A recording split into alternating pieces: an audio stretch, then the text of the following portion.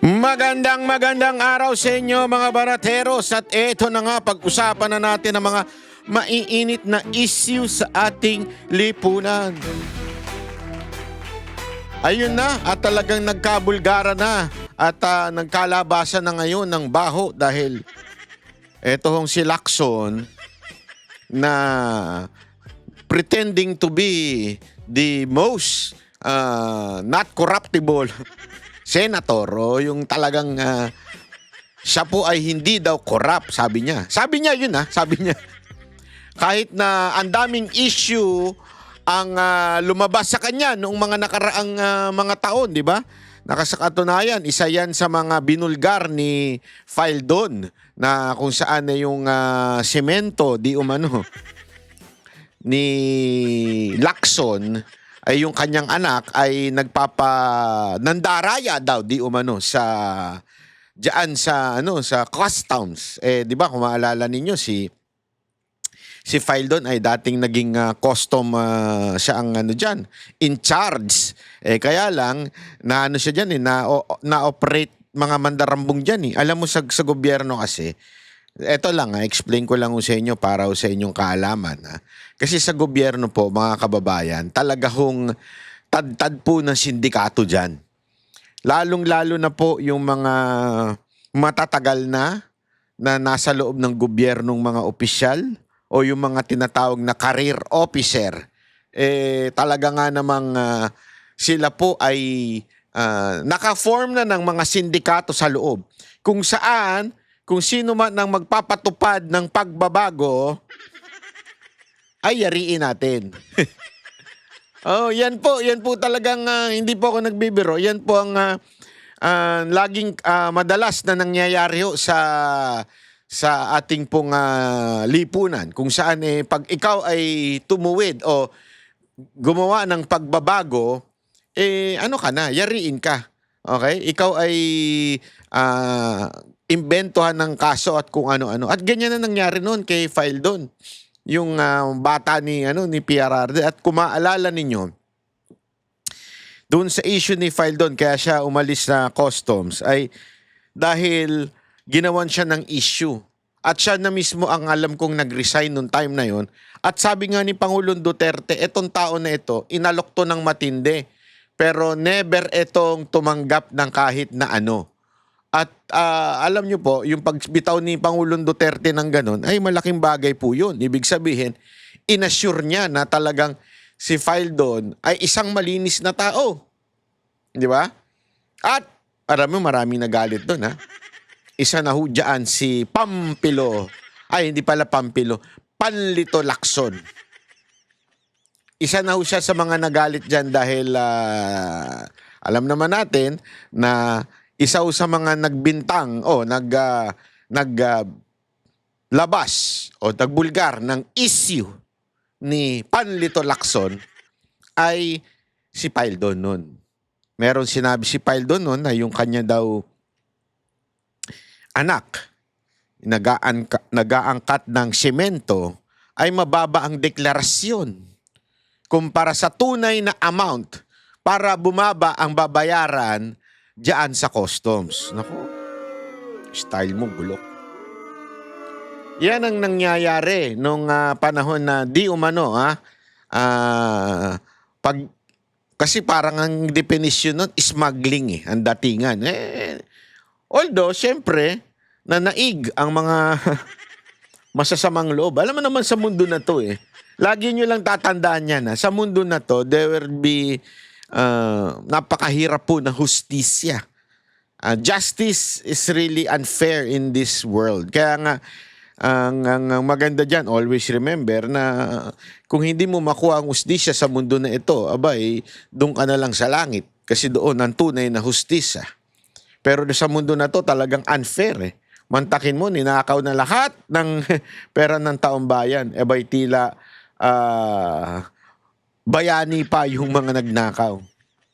Hindi, di ba si Marcos naman ang unang nagpalabas niyang flood control na yan. Yan ang unang litanya nila Yan ka talagang magtataka Wow, so bayani pa pala si Marcos. Hayop yan. Doon pa lang malalaman mo nang walang hustisya sa Pilipinas.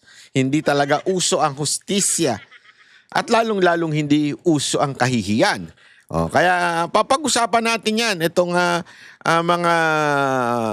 mga patot sa dahan ni Lacson at ni Cayetano. Kasi kung maalala ninyo, meron tayong mga inalabas na video. Uy, maraming salamat po pala sa mga nagla-like at subscribe dun sa ating video kung saan na ginagawa natin yan sa parke. May parke kasi dito, malapit sa parke. Marami nagtataka, ba't daw ba wala na po ba yung studio? Ito po, nandito tayo. Pagka mga ganong lang, mga minsan nagkakape kasi ko. Minsan nagkakape-kape ako sa parke, tapos biglang naisip ko yung mga thoughts, mga tungkol sa politika. Kaya napapabidyo ako. Wag naman kayong wag kayong magalit, ha? I mean, minsan lang naman. At maganda rin naman yun para minsan pabago-bago naman ang ating background, di ba? Para naman minsan hindi lang still o yung picture katulad nito, although napakaganda nitong background dito, ha. Itong background na ito ay talaga nga namang iginuhit, ipinuntura, ini-screenshot ni ChatGPT. Maganda ho itong background natin na ito na si Tatay Digong ay anong simbolo niyan? Simbolo po niyan ay galit na galit man sa kanila, sa kay Tatay Digong ang mga oligark, ang mga dilawang tae, mga human utot-utot dyan, human rights, mga lawyers, advocate, at kung ano-ano pang human rights. Pero ang mga kabataan ay tuwang-tuwa. Yun. Alam nyo kung bakit? Ngayon nga, hindi nyo ba napapansin? Ang dami na nagsisisi. Nakakahiya ng bayan natin. Mantakin mo maglalagay sa kanilang mga damit at helmet. Meron akong nakita sa likod naman ng upuan ng isang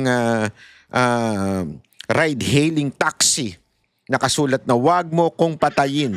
Kunin mo na lang ang cellphone ko at wallet ko." Sa loob-loob ko, paano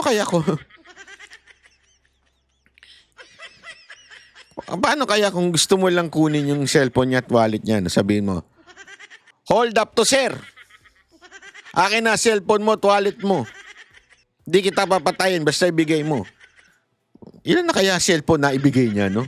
Hindi, alam mo, katawa-tawa, pero kasi sa loob-loob ko, natatawa ako dun sa tama yung ginagawa nilang pagsulat-sulat, pero nakakatawa in a sense na, paano yun? Anyone who would try to hold up you, ang gagawin mo, basta ibibigay ko na lang. Wala na akong choice, eh. Abot ko na lang ito. Di ba? Parang, gano'n na ba ka-low tayo sobra? Alam mo yung, nung panahon ni Pinoy, naalala nyo nun? Di ba? Ginagawa nating katatawanan yung laglag bala. Di ba? Laglag bala.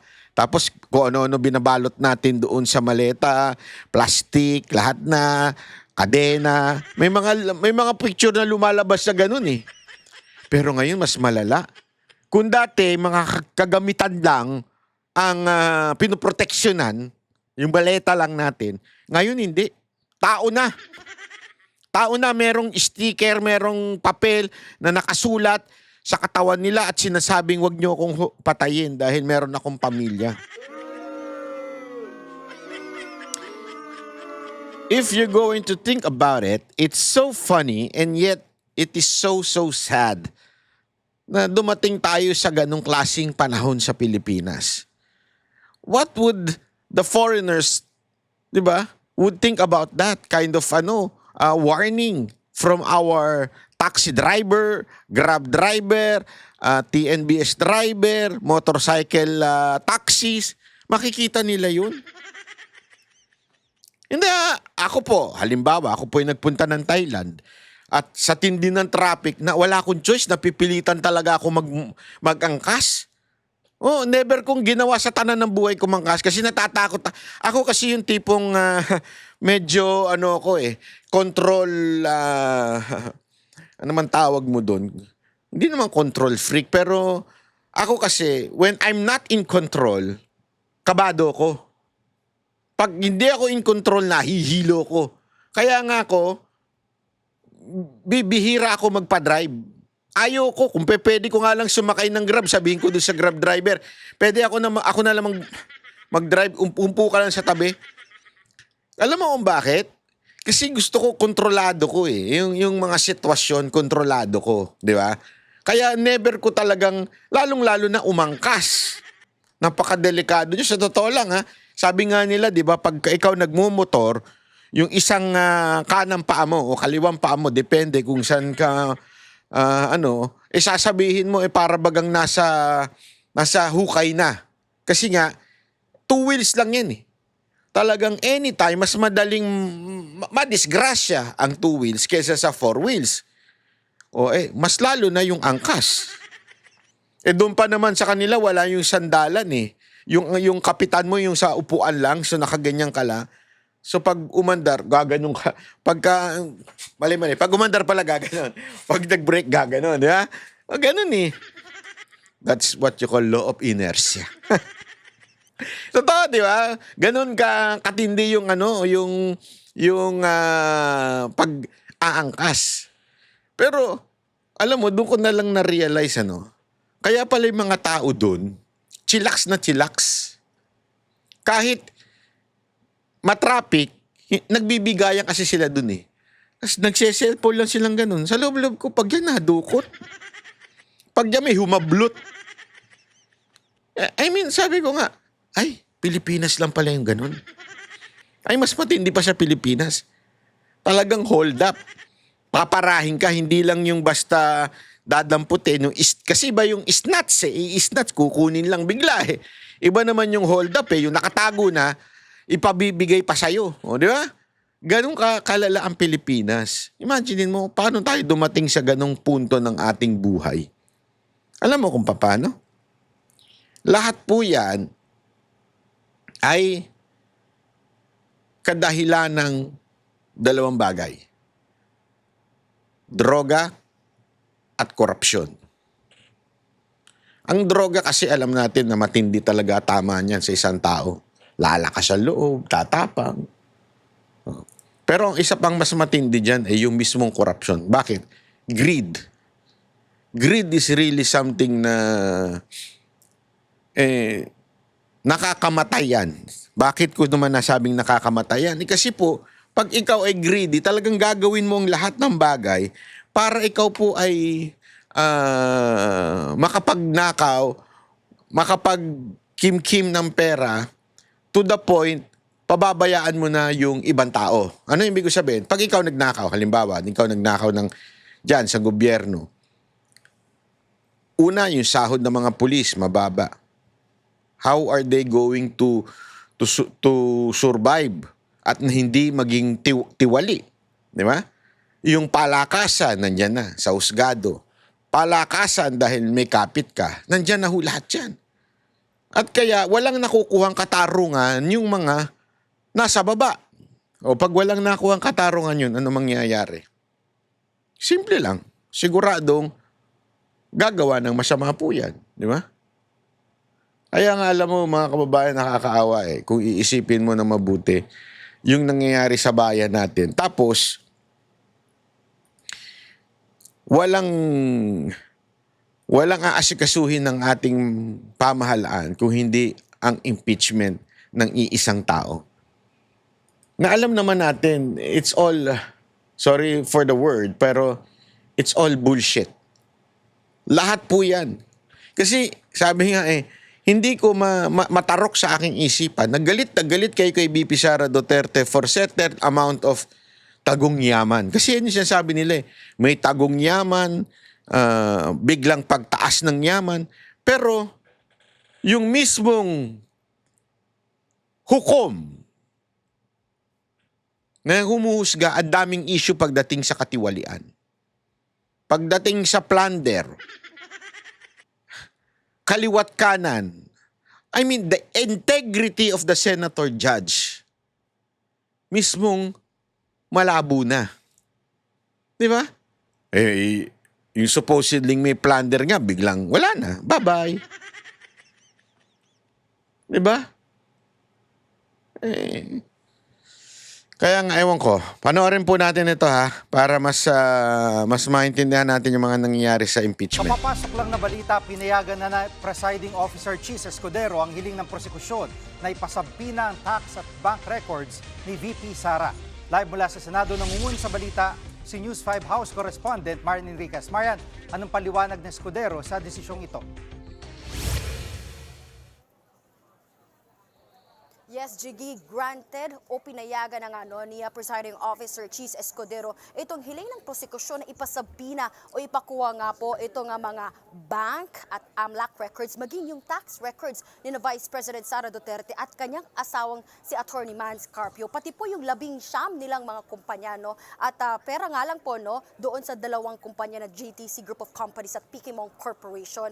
Ayon nga po kay Escudero, reasonably described o malinaw po yung pagkakalarawan ng mga dokumentong hinihingi nga ng prosekusyon at madali rin naman daw matutukoy nitong mga bangko at ng AMLAC yung mga accounts o records at bank transactions na hinihingi nga na pinasusumite sa kanila. May kaugnayan din naman daw po itong mga bank records dun nga sa aligasyong nakasaad po na unexplained wealth, no article of impeachment na nakasaad po doon sa impeachment case. Pero paglilinaw po ni Escudero, no, hindi po maaaring magamit yung batayan itong mga makukuha nga pong dokumento dito nga sa mga pinasapina para dagdagan, no, ng impeachable offense po. Bukod pa po dito sa nakalatag na ng mga articles of impeachment o yun nga unexplained wealth ng BC. At kinikilala rin naman po ng Bank Secrecy Law na yung exempted po itong impeachment cases na dinidinig o nililitis nga po dito sa Senado itong confidentiality nga ng bank deposits. At kaya ibinasura po ng Presiding Officer Cheese Escudero itong mga pagtutol ng defense dun nga sa mga mosyon ng prosekusyon. Pakinggan po natin itong pahagi ng mga pahayag ni Escudero. The court will only allow these records to be used to establish a factual baseline against which the respondent's assets, financial transactions, and business interests during her present term may be assessed. Establishing such a factual baseline is recognized in settled jurisprudence involving allegations that a public officer's wealth is manifestly disproportionate to the lawful income and financial capacity of the officer and the officer's spouse.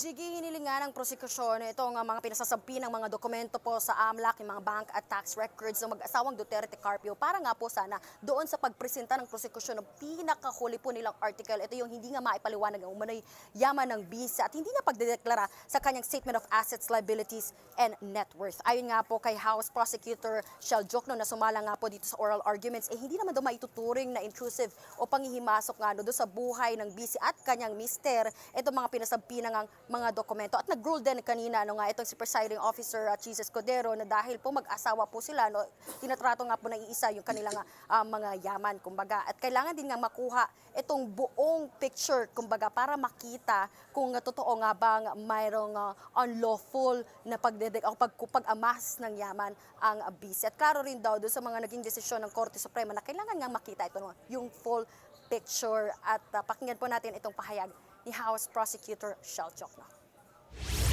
Ang SALN po kasi ay parang snapshot lang po yan, year-end, kung ano yung mga assets, liabilities, and net worth ng isang government official. Ang ITR din po ay parang short video lang po yan ng mga transaksyon ng isang taxpayer sa kabuuan ng taon na yon. Makikita lang po natin yung buong larawan pag nailabas natin ang mga bank records.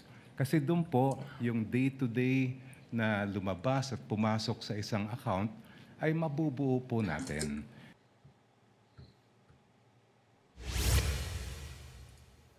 Sige, dagdag pa nga kanina ni Congressman Jokno, yung ginawa po nila doon sa House Committee on Justice, tinukoy lang naman nila kung may probable cause o sapat na dahilan para i-impeach si VP Sara. At hindi pa nga po ito dapat yung gagawin yung pagkuha, kumbaga, ng buong mga ebidensya laban sa BC. Kasi hindi po nila yung trabaho, kumbaga, ang ginigit nga po ng prosekusyon, dito po dapat sa paglilitis sa Senate Impeachment Court ito gagawin. At according pa nga po kay Congressman Jokno, hindi pa naman po ito usapin kung i-admit na ba itong mga ebidensya. Usapin pa lang po ito yung issue ng pagpapasabina. So, tatalakayin pa naman po kung susuriin yung relevant itong allegation ng unexplained. Alam mo kung bakit napakahirap nitong issue na to. Kaya sa loob-loob ko, etong si Joke, no, naturingan namang matalino, din kuno. Kaya lang,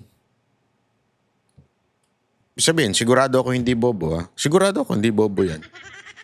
Kaya lang kasi ginagamit po kasi nila yung kanilang political color. Kaya sila nagmumukhang mga tanga. Hindi, yun po at totoo. Alam niyo kung bakit ganito yan eh. Yung espiritu ng batas o yung puso ng batas kung bakit hindi ina-allow na basta na lang buksan-buksan yung mga BIR records. Kasi kung hindi, gagamitin yan ng mga kalaban mo sa politika para ipabuksan. Kaya napakalinaw nung batas na hindi pa pwedeng buksan ng ganun-ganun na lamang ang isang BIR records unless the President iutos. Sa madaling salita, hindi tama na ikaw ay mag-aakusa, ikaw yung prosecution, ikaw yung nag-aakusa, na wala ka naman palang sapat na ebidensya, tapos bigla mong sasabihin, hindi, buksan natin yan para malaman natin kung meron bang tagong yaman o merong bang katiwalian si VP Sara pagdating doon sa issue ng pagkamkam ng pera. Sa loob-loob ko, nag-akusa ka, wala ka palang ebidensya. Tapos sasabihin mo, ngayon buksan natin para meron tayong ebidensya. Mali eh. Ang burden of proof, ba'y dapat nasa sayo, nasa prosecution po ang burden of proof. Patunayan mo. Hindi pa pwedeng ang magpapatunay yung kabilang panig. Hindi kurap ang aking kliyente. Dinawin natin para sa mga hindi familiar dun sa burden of proof. Anong ibig sabihin nun? Ikaw ang magpapatunay. Nasa responsibilidad mo ang magpatunay. So yung defense, hindi sila magsasabing hindi kurap ang aming kliyente. Hindi. Ikaw ang nag-akusa, ikaw dapat ang magpresenta ng ebidensya. Hindi mo uutusan yung korte at sabihin mong, buksan natin yan para may ebidensya kami. Abay, bakit ninyo in-impeach? Wala pa pala kayong sapat na ebidensya. Ang argumento naman ni Jokno ay, sabi niya, ayon doon sa AMLAC, ay merong ganito kalaking halagang transaksyon na nangyayari doon kay VP Sara. Kung maalala nyo doon, di ba? Yung ang laki-laki ng transaksyon na nangyari doon kay VP Sara Duterte. Naalala nyo? Tapos, hindi naman kinlaro na ito'y transaksyon. Ibig sabihin ng transaksyon, hindi yan ang laman ng pera mo. Ibig sabihin may lumabas pumasok dyan na ganito kalaki. Which is, halimbawa, tulad ng 1 million, pumasok, tapos inilabas mo, 1 million din. Magkano pera mo sa bangko? Wala na. 1 million din nilabas mo eh. 1 million pumasok. So wala, zero ang laman ng bangko mo. Pero ano lalabas sa AMLAC? 2 million. Kasi whether the transaction is deposited or withdrawn, it's called transaction. So, syempre, sa dami ba naman ng negosyo ni VP Sara Duterte at nung kanyang asawa, at syempre, ilang kampanya na rin ang pinagdaanan ni VP Sara Duterte, naturalmente merong nagdo-donate, may tumutulong ng mga kaibigan, abay papasok yan. At lalabas din yan kasi ginamit mo eh. Madadaya nga yung iba eh. Mantakin mo ha, yung taong dinonata ng 1 milyon tapos hindi niya ginamit, ano lalabas ng transaction doon? 1 milyon lang. Pero yung taong nag-donate ng 5 milyon, o 1 milyon din, tapos inilabas mo, 1 milyon din, 2 milyon. So yung taong gumamit ng tama doon sa campaign funds niya, siya pa yung mukhang mayaman. Kasi 2 million ang transaction niya. Doon sa isang nagkimkim at may perang 1 milyon, 1 milyon lang ang nasa bangko niya, 1 milyon lang din transaction. Di ba lugi? Kaya nga, hindi pwedeng maging basihan para magkaroon sila ng parabagang probable cause o dahilan para ipabukas nila yung BIR ni VP Sara Duterte at ni Mans Carpio. Yun yung sinasabi kasi yun yung dahilan nila doon sa issue, dahilan nila Jokno, dahilan ng prosecution. Yan ang kanilang justification na this is not a fishing expedition. Kesyo daw meron ng sinabi yung AMLAC. But you cannot make AMLAC the basis of your inquiry tungkol dun sa BIR. Bakit? Kasi imagine niyo how many politicians, kandidato, mga tumakbo, ang lumabas ang pera, labas-pasok ang pera sa kanilang bangko sa kadahilan ng sila po'y nangampanya. Naturalmente, may nag-donate dyan. So sigurado kung napakarami, mas marami pa ang mas malaki ang transaksyon sa AMLAC kaysa kay VP Sara Duterte. But can you use that as an excuse o justification na buksan na yung BIR dito mga politiko na ito? Dapat hindi. Di ba? Hindi dapat. Pero sa totoo lang, in one side, may bahagi sa akin na tipong parang gusto ko na rin. Parang gusto ko na rin nang magkaalaman na tayo. Kasi ako sigurado ako Sigurado naman ako na honest itong si VP Sara Duterte pagdating sa kuha o pagsahod o pagtatago ng pera. Bakit? Kasi alam ko mga Duterte, kilala ko mga Duterte. Hindi naman po sila yung magarbo, hindi po sila pa VIP, hindi ho sila mga self-entitled. Mas self-entitled pa nga yung mga pinklawan Sa totoo lang mas social climber pa nga yung mga pinklawan Ang mga Duterte hindi talaga ganyan magkakapatid. Kung maraming pera yung mga yan, hindi ganyan yan. At sigurado kung yung mga taga Davao, magagalit sa kanila. Pero hindi Mahal sila ng mga taga Davao dahil alam talaga nila yung pagiging payak na buhay ng mga Duterte. And that includes VP Sara Duterte. So I'm really sure na wala. Pero syempre, ang masama lang kasi dito, sigurado kung kukulayan nila ito, yun na nga lang sa AMLAC na it's really, really, really obvious. It's a stupid argument ang ginamit for having a probable cause para i-impeach si VP Sara Duterte. Yun na nga lang, binaluktot na nila Yung transaction issue na nga lang, na everyone is explaining about it, ine-explain na ganito ang ibig sabihin niyang transaction, it doesn't mean yan ang laman ng bangko ni VP Sara Duterte. And yet, ginagamit pa nila yon na kesyo, marami daw tagong yaman si VP Sara Duterte. Napakatarantado talaga. Paano pa kaya kunwari may nabuksan, may biniling ganito? May biniling ganito? Sobrang yaman na niyan. Sigurado ko ganun yung kanilang magiging packaging dito Sigurado tayo. Sigurado tayong ito ay imamali na naman nila. Kaya pwede pa raw po tutulan ng depensa itong admissibility ng mga makukuhang dokumento. Jiggy. Sa pinakabagong balitang ito, Marian, ano ang sinasabi naman ng prosekusyon?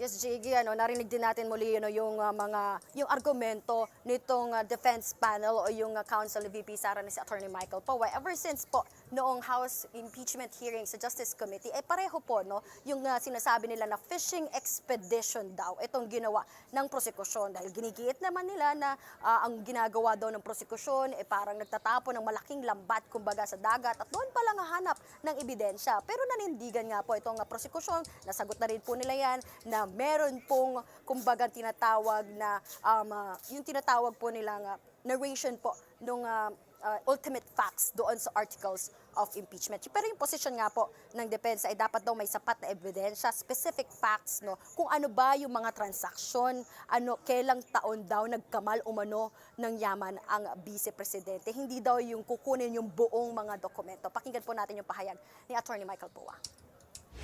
They want those documents. We are calling it a fishing expedition. Sa aming pananaw, sa dami ng hinihing dokumento, para po itong nagtatapon po tayo sa dagat ng isang napakalaking lambat at umaasa tayo na kahit papano may mabingwit kahit isang pirasong ebidensya.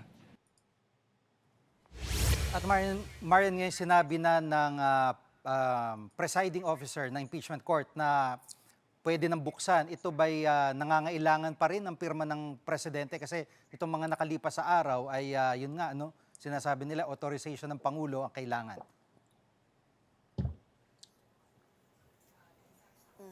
Nako, JG, dahil nga pumayag na, greenant na ni Presiding Officer Jesus Escudero, itong ang hiling ng prosekusyon na isang pina po itong mga dokumento, ay hindi na kailangan pa ng authorization ni Pangulo. Eto tingnan ninyo hindi totoo yan, kailangan ng authorization pa rin ng Pangulo. Kasi sasabit yung BIR Okay? Mali yung explanation nito nung reporter Kasi narinig ko yung tagapagsalita ng impeachment court spokesperson. Ang sabi nung tagapagsalita ng impeachment court, kailangan pa rin magpaalam po magpaalam pa rin po nung BIR commissioner sa Pangulo. Kaya nga magkakaalaman dito Magkakaalaman dito once and for all. Kasi ang problema dito kay Marcos, in denial siya na siya ang mastermind ng impeachment. Totoo lang, in denial siya. Pero dito, lalabas na si Marcos talaga ang mastermind ng impeachment. Dahil siguradong pipirmahan niya to. Pero syempre, ang magiging dahilan, alam na natin kagad dahilan ni Auntie Claire, sasabihin na kagad niya ay co-equal branch ang executive at ang legislative. So therefore, hindi pwedeng tumanggi ang Pangulo na pumirma. Ganyan na sasabihin niya. Sigurado ako. Kaya nga, unahan na natin. Sigurado rin tayo mga kababayan na pipirmahan yan dahil siya naman talaga may gusto niyan. Alam mo, ito si Marcos sobrang weak talaga Alam niyo kung bakit? At least pa nga nung panahon daw ni, sino ba nagsabi sa akin ito? Si Pinoy ba yun? Si Pinoy, sandali siya. Oo, tama. Si Pinoy nga ba? Oo, tama.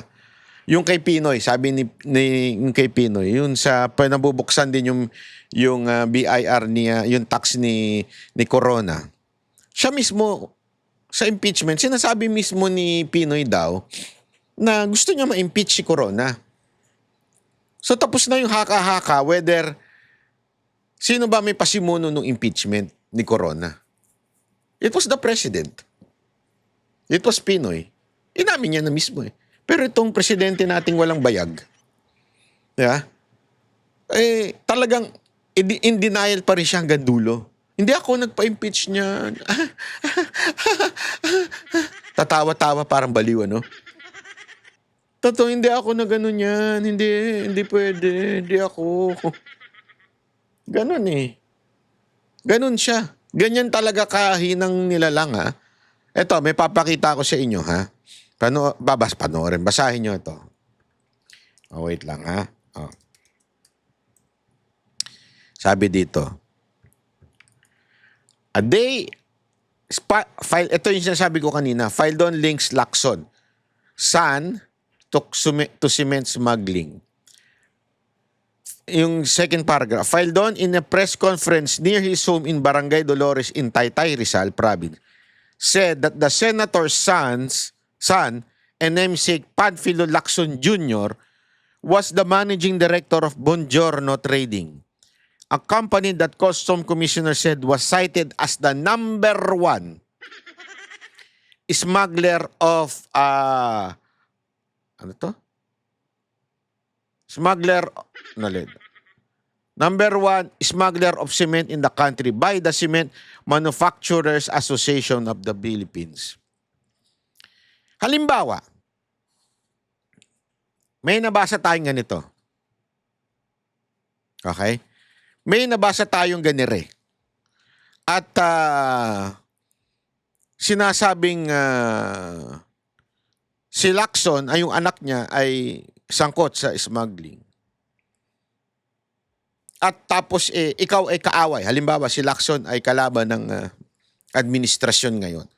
Pwede bang agad-agad, halimbawa ngayon nangyari po ito, pwede po bang agad-agad pabuksan yung BIR at para malaman kung meron nga bang pera si Lacson na ganung kalaki, pati yung kanyang anak? Hindi pwede. Di ba? Hindi pa pwede.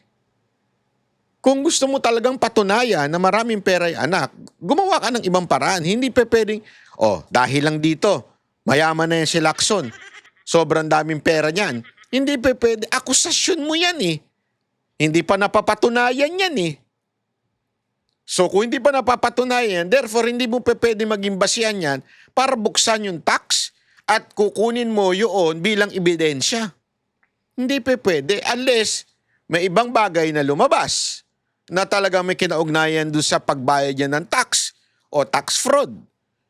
So ano ibig ko lamang pong sabihin? Hindi porket nag-demand o nag-akusa ka, ay agad-agad ka nang mabibigyan ng karapatan buksan.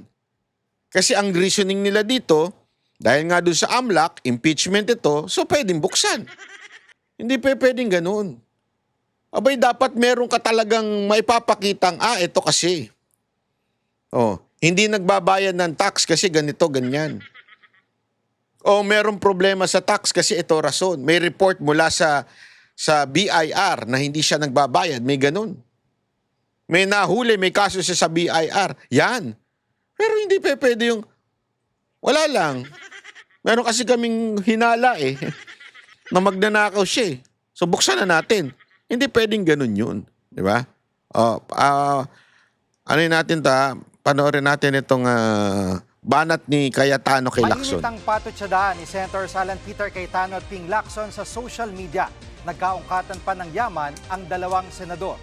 At live mula sa Senado nangungun sa balita si News 5 Senate correspondent Menos Baños. Saan ba nagsimula itong away ni na Lacson at Cayetano?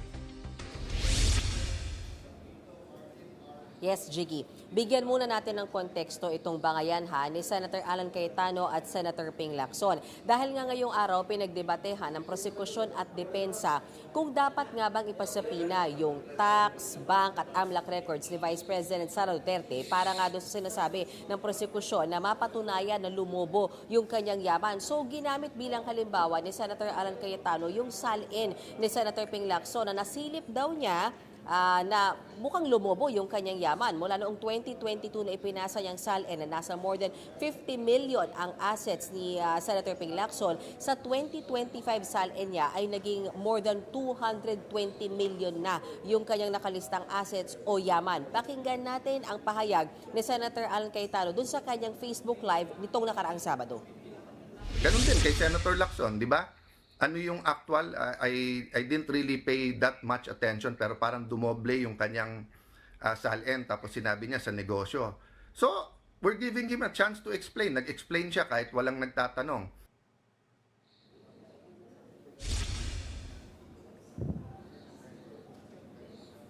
Jiggy, agad inalmahan ni Senator Ping Lacson yung aniya ay tinaba paninira sa integridad niya. No? Sa kanyang ex-account ay sinabi nga doon ni Senator Ping Lacson na first and last line of defense daw niya yung kanyang integridad. Kaya hindi raw niya hahayaan na sirain yan ni Senator Alan Cayetano.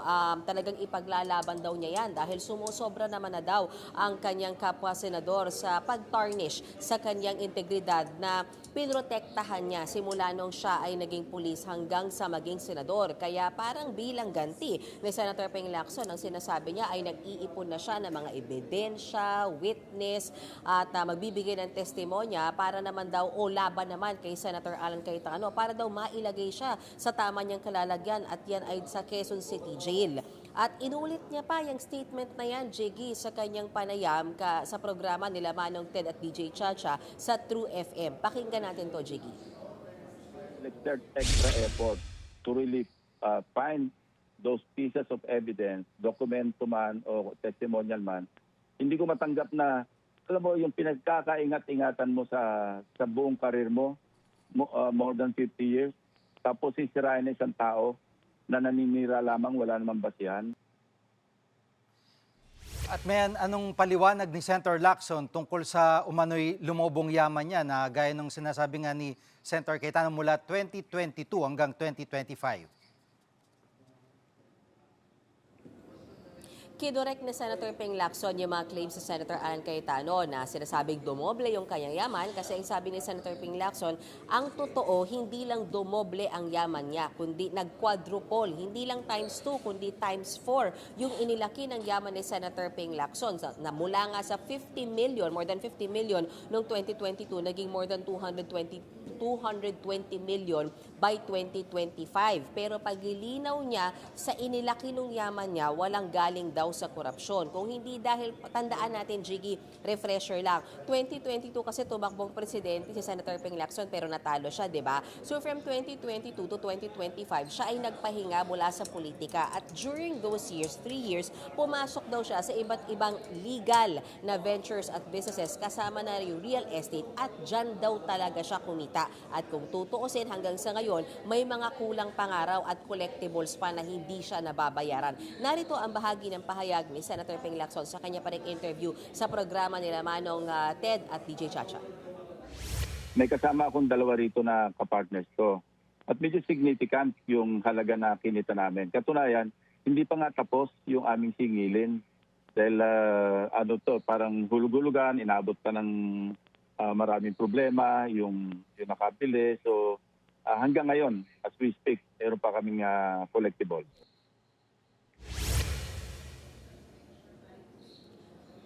Jiggy, giit naman, syempre sinagot din yan ni Senator Ping Lacson. Matindi yung word war nila nitong weekend eh. Ang sagot naman ni Senator Alan Cayetano dyan, hindi siya ang sumira sa integridad ni Senator Ping Lacson. Pakinggan natin ang pahayag ni Senator Cayetano muli sa kanyang FB Live naman itong kahapon, Sunday. Buong bayan ang nag-question ng integrity nung tumigil siya mag-imbestiga nung pagdating na doon sa Bersamin files, di ba? Maraming pag-uusapan diyan. Marami pang ibang ebidensya na pwedeng sundin, no? Ang point ko lang, guys, hindi to entertainment na debate o dalawang senador na nagbabangayan. At may nagbanta si Senator Lacson na papakulong niya si Senator Cayetano sa New Quezon City Jail. Anong ikakaso daw sa kanya? Jiggy, dahil nagkakaungkatan ng yaman, syempre may balik si Senator Ping Lacson kay Senator Alan Cayetano dahil di umano may mga ghost flood control projects sa Taguig. At gaya nga ng sabi ko kanina, iniipon daw ni Senator Ping Lacson yung mga ebidensya kaugnayan. Yun nga, inaakusahan niya na may mga ghost flood control projects daw sa... Grabe si Lacson, ano? Selective. Mantakin mo iimbestigahan ng flood control ni Cayetano. Yun lang ang iimbestigahan niya. Hayop. Hayop sa sama ng ugali, ano? Taguig na baluarte ng mga Cayetano. Lalo na noong panahon daw na siya ay Speaker ng House by 2020. At isa nga raw sa willing magbigay at magdagdag ng impormasyon kaya Senator Ping Lacson, oras na pagulungin nila yung investigasyon dito sa di umano'y flood control projects o ghost project sa may Taguig ay ang mismong kapatid ni Senator Alan Cayetano na dating mayor ng Taguig na si Lino Cayetano. Wala pang pahayag ang nakababatang Cayetano kaugnay niyan. Pakinggan natin muli ang pahayag ni Senator Ping Lacson. Merong nagsabi sa akin, kung pwede akong kontakin ni Lino, yung kanyang kapatid, dahil gustong tumulong sa pag-imbestiga. Kasi marami raw siyang alam ng mga ghost project sa Taguig. Para nakaset na ata si dating Mayor Lino Cayetano sa House, pero anong sagot naman, Senator Cayetano, dyan sa paratang ni Senator Lacson? Grabe rin itong si si Ping Lacson. Talagang iintrigahin pa pati yung away ng magkapatid. Alam mo kasi nating hindi magkasundo yung dalawa, yung magkapatid. Actually, ang balita nga natin, medyo hindi naman ganun kalalim yung pinag-awayan. Pinagsimulan hanggang lumalim na ng lumalim yung pinag-awayan nila. Nakakaano lang kasi sana lang ako nakikiusap ako doon sa kapatid na si Direk Lino na wag mo hayaan gamitin ka. Wag mo hayaan gamitin ka ng kalaban para lang siraan yung kapatid mo. I mean, I understand na meron kayong hindi pinagkasunduan pero sana lang. Which is still, it's not my hindi ko naman din alam kung ano pang nasa likod niya, no? Ano pa yung pinag-uusapan dyan. Pero wag ka lang sana. Kasi ako, hindi kong gagawin sa kapatid ko yun. Kahit alam ko yung mga kalokohan niya. Joke lang.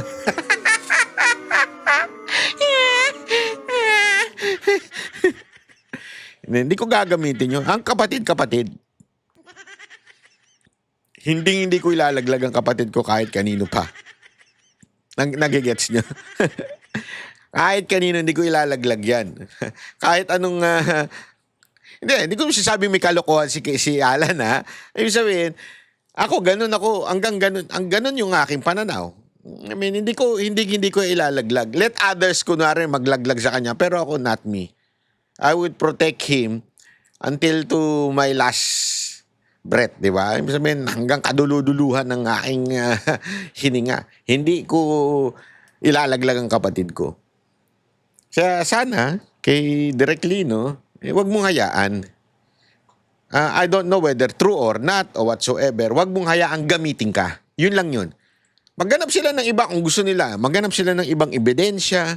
Maghanap sila ng ibang tatanungan or whatsoever. I'm not saying pagtakpan yung mali, ha? I'm not saying that.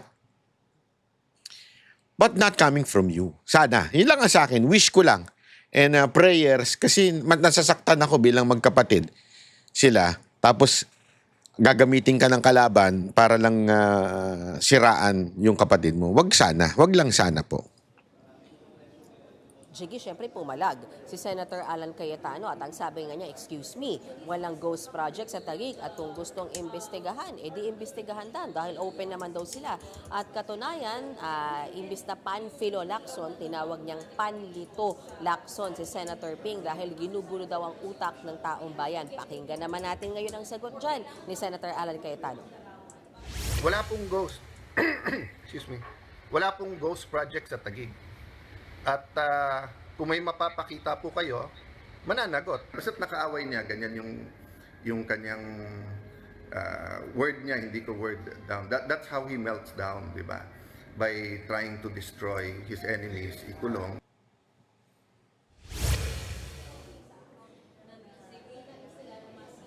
Jiggy, inabangan natin kung aabot sa impeachment court itong bangayang Senator Lacson at Senator Cayetano, pero hindi naman sila nagkasagutan dyan. At simula pa lang ng paggulong ng impeachment trial day 7 ay agad nagmanifest at tumayo si Senator Erwin Tulfo at sinabing pwede ba, wag nang gamitin yung oras ng impeachment court sa pagsasabi, pagkasalita, pagtayo ng mga senator judge at nagsasalita sila on topics na walang kinalaman sa impeachment trial ni VP Sara. At ang giit ni Senator Erwin ay waste of time yan dahil ang korte na yan, ang impeachment court na yan ay binuo para dinggin at desisyonan yung impeachment case ni VP Sara at hindi para mag-manifest yung mga senator judge ng mga bagay-bagay na walang kinalaman dun sa kaso. Pakinggan natin yung pahayag ni Senator Erwin Tulfo. The time we waste here to defend ourselves, defend what we believe or what have you, is an injustice to the Vice President. Ang ganda ng banat ni ano dyan ni Cayetano. Sabi niya, abay, salamat naman at concern ka kay Vice President. Hindi, totoo naman, di ba? Sana nga, totoo, na concern siya kay Vice President. At hindi lang dahil para madesisyon na kaagad-agad yung tax o yung BIR tax ni VP Sara Duterte, di ba? Sana lang. O anyway, eto na nga, tuloy natin itong usapin. Pagdating naman po dito sa, bakit ba ito naging isang fishing expedition? Okay? O, i-play natin muna itong pahayag ni Senator Robin Padilla. Mahal na tagapamahala. Tagapamahala. Patungkol po doon sa nangyaring ruling, nais ko lang po sanang magmanifesto. The gentleman may proceed. Ginoong tagapangulo at mga kasama, matagal ko na pong isinusulong ang freedom of information dahil ito po ay bumagsak sa aking komite. Ito po ay tunay na kailangan natin sapagkat dito po talaga natin mapapatunayan yung sinasabi nating public trust. Pero meron din po kasing napakahalaga yung tinatawag na equal protection of the laws. Yon. Sang-ayon po sa Artikulo 3, Section 1 ng ating Konstitusyon, Bill of Rights, ang nagsasabing hindi dapat alisan ng buhay, kalayaan o ari-arian ng sinumang tao ng hindi kaparaanan ng batas. Ni pagkaitan ang sinumang tao ng pantay na pangangalaga ng batas. Ang mga pamantayang ginagamit natin ngayon ay dapat pareho ring ipinatutupad sa lahat ng impeachable officials, anuman ang kanilang pangalan o posisyon. Hindi ko po makakalimutan ang naging pahayag ng dating Senadora Miriam Santiago dito mismo. Siya po ay isang huwes at ginagalang na propesora ng batas. Ang sabi niya, constitutional analysis is a technical field. Ang pagsusuri sa konstitusyon ay hindi isang sining. Isa itong technical na larangan. Hindi po dapat ito ini-interpret ng basta-basta o kailangan may due process. Nung una ko pong narinig kanina, na ipaliwanag po ng ating Senator Judge Alan Peter Cayetano, tinanong sa prosecution kung ganito rin ba ang ginawa nila noong may impeachment kay Presidente Bongbong Marcos. Napakalinaw po na ang sagot nila ay hindi naman sila nagtanong. Hindi sila nagsaliksik kung paanong ginagawa nila ngayon sa pangalawang Pangulo. Ang akin po lamang, makatarungan ba na hindi parehas ang trato natin dito? Dapat sana parehas. Kaya po, ang hinihiling ko sa atin, total naman, lahat naman kayo ay sumang-ayon na sa Freedom of Information Bill ko, hindi pa nga lang nagsasubmit ang House of Representatives. Bakit kung ganito ang pamantayan natin, edi buksan na natin lahat ng bank records natin. Lahat na. Tayong lahat ay buksan na natin. Lahat. Para mapakita sa taong bayan na wala tayong kinikilingan dito. Ito ay oras na para samantalahin natin ang pagkakataong ito na ipasa yung FOI.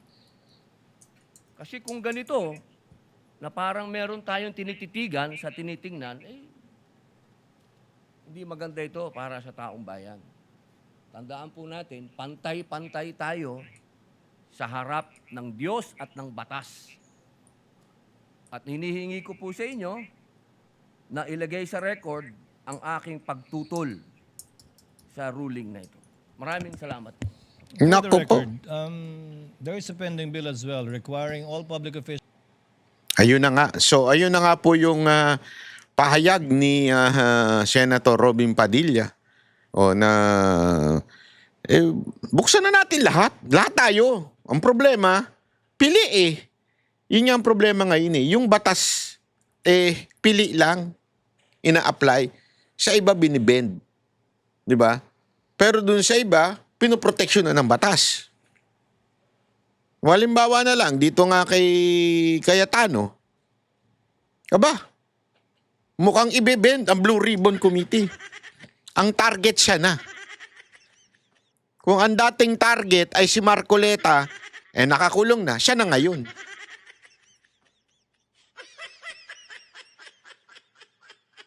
Pero yung tunay na salarin ng ghost flood control, wala na.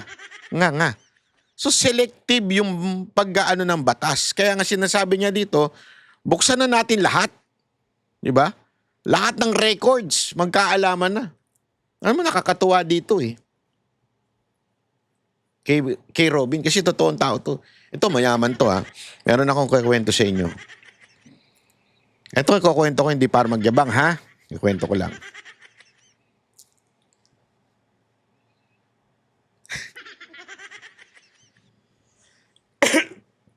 Dali, iniisip ko lang. Pumutok kami niyan one time, inimbitahan niya ako magpaputok. Ano niya? Paputok. Practice ba ka? Yan, nag-practice kami.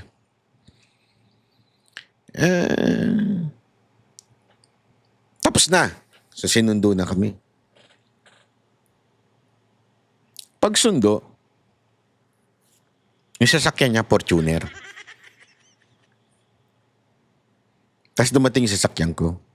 Ba, nagulat siya. Tapos, sumakay pa siya sa akin. Sabi niya, buti ka pa. Hindi naman ganun ka pero mas kasi yung kanya medyo lumang model eh. Sabi niya, buti ka pa. Alam mo, ba't ko kinikwento yun?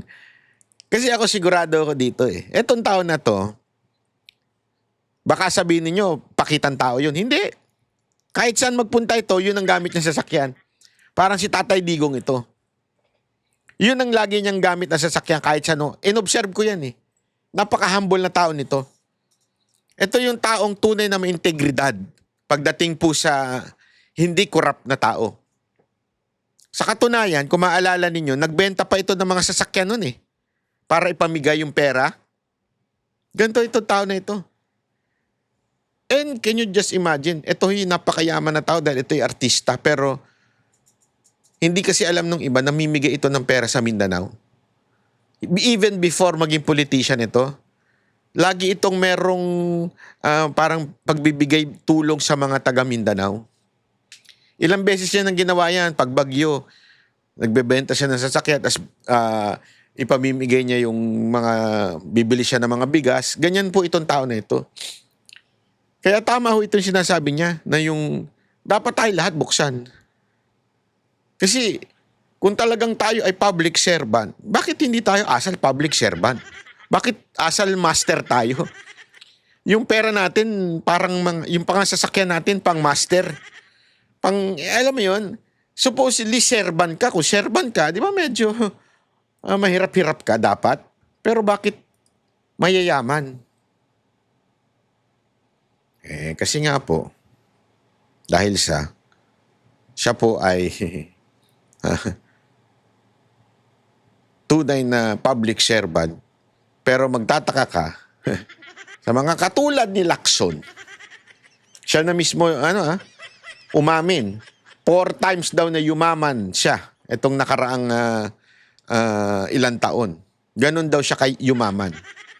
Kasi sabi ni Cayetano, 1 time lang daw, 2 times lang daw, pero sabi niya 4 times. Yan ang senador na ang lakas ng loob pumuna kay Marcoleta. Ngayon kay Quezon, sisilipin naman daw niya yung flood control, ghost flood control sa Taguig. Siya yun. Di ba? Tapos, yung kanilang pamantayan sa impeachment, biglang dapat daw ay silipin ang tax ni VP Sara Duterte.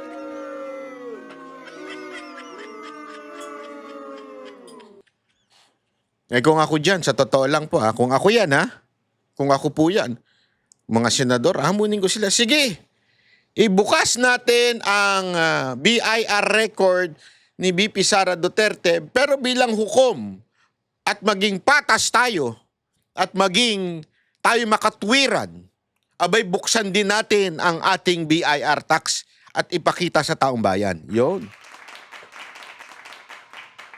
Kaya lang, syempre, maraming aangal dyan. Shit, wag ganyan. Walang ganunan. Walang ganunan. Sa kanya lang pinag-usapan, siya lang ini-impeach. Hindi, kasi kung trust at trust din naman ang pag-uusapan, oo, the impeachment is VP Sara, but the trust should be applied to everyone. To every all, sabi nga. To everyone na nasa gobyerno. Buksan na lang natin lahat. Anong gusto nyo? Di ba ganon? Anyway, maraming salamat po. Ako po si Banat Bay. At sana po'y magkita-kita ulit tayo sa susunod nating video. God bless everyone.